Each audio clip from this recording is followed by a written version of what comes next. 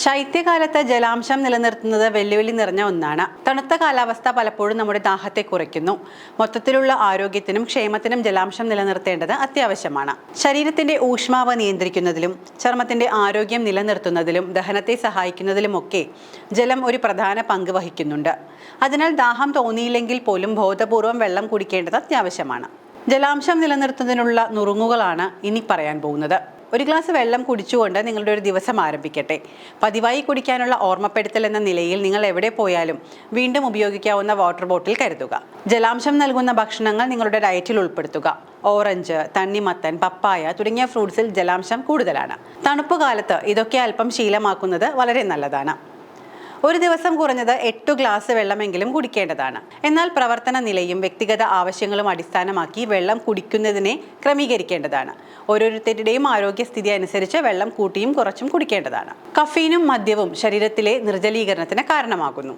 ജലത്തോടൊപ്പം ശൈത്യകാലത്ത് പ്രതിരോധശേഷിയും ഊർജ്ജനിലയും വർദ്ധിപ്പിക്കേണ്ടതിൻ്റെ ആവശ്യകതയും ഏറെയാണ്. ശൈത്യകാലത്ത് ഇഞ്ചി ഭക്ഷണത്തിൽ ഉൾപ്പെടുത്തുന്നത് വളരെ മികച്ചതാണെന്നാണ് പഠനങ്ങൾ പറയുന്നത്. ഇതിന് ആൻറ്റി ഇൻഫ്ലമേറ്ററി ഗുണങ്ങളുണ്ട്. ഇഞ്ചി ദഹനത്തെ സഹായിക്കുന്നു. ചായയിലോ ഭക്ഷണത്തിലോ ഇഞ്ചി ചേർത്ത് ഉപയോഗിക്കാവുന്നതാണ്. ആൻറ്റി ഓക്സിഡന്റ് ഗുണങ്ങളുള്ള കർക്കുമിൻ അടങ്ങിയ മഞ്ഞളും ശൈത്യകാലത്ത് വളരെ നല്ലതാണ്.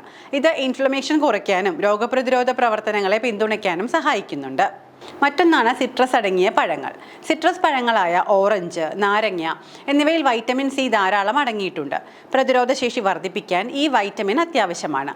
ഈ പഴങ്ങൾ കഴിക്കുന്നത് ജലദോഷവും പനിയും അകറ്റാനും സഹായിക്കുന്നുണ്ട്. ഇതും ശൈത്യകാലത്ത് നിങ്ങളുടെ ഡയറ്റിൽ ഉൾപ്പെടുത്താവുന്ന ഭക്ഷണം തന്നെയാണ്. ഇലക്കറികൾ.